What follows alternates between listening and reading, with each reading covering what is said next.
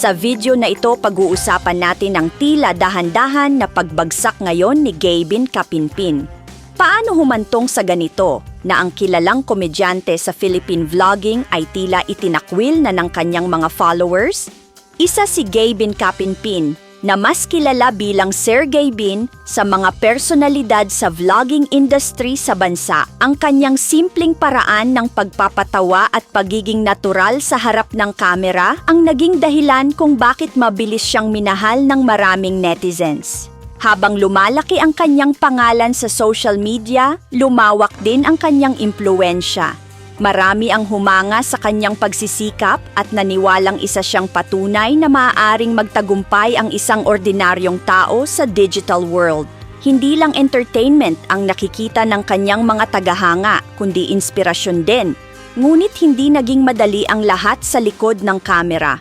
Matapos pumanaw ang kanyang ama noong 2021, mas lalo niyang inako ang responsibilidad para sa kanilang pamilya. Siya ang tumayong sandigan ng kanyang mga kapatid at patuloy na nagsumikap upang maitaguyod sila. Kasabay nito, naging paborito rin ng maraming followers ang 7 taong relasyon nila ni Ma'am Elma dahil madalas silang magkasama sa kanilang mga content.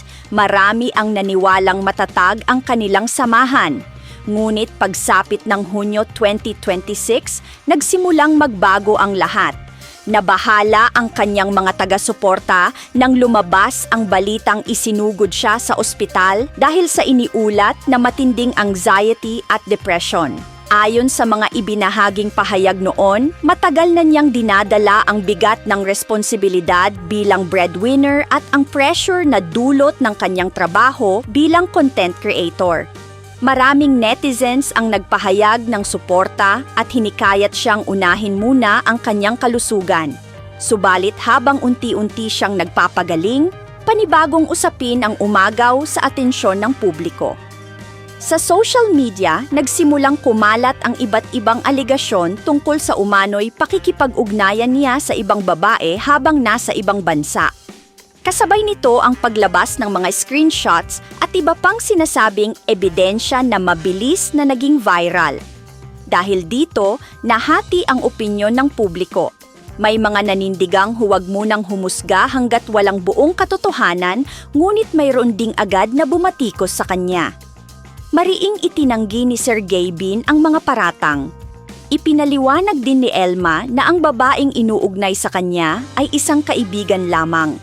Gayunpaman, hindi na napigilan ang tuluyang pagwawakas ng kanilang relasyon. Noong Hunyo 23, 2026, opisyal nilang kinumpirma ang kanilang hiwalayan matapos ang 7 taong pagsasama. Ayon sa kanilang naging pahayag, pareho nilang napagtanto na hindi na pareho ang kanilang nararamdaman at mas mabuting tapusin na ang kanilang relasyon ng may respeto sa isa't isa.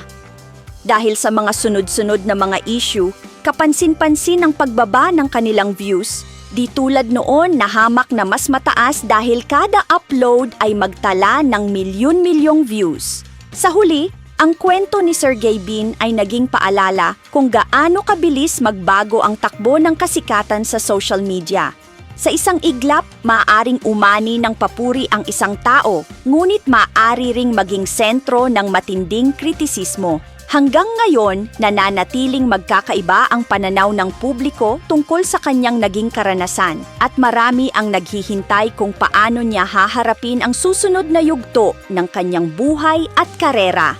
Para sa inyong reaksyon, mag-comment lamang sa ating comment section at huwag kalimutan na mag-subscribe sa ating channel.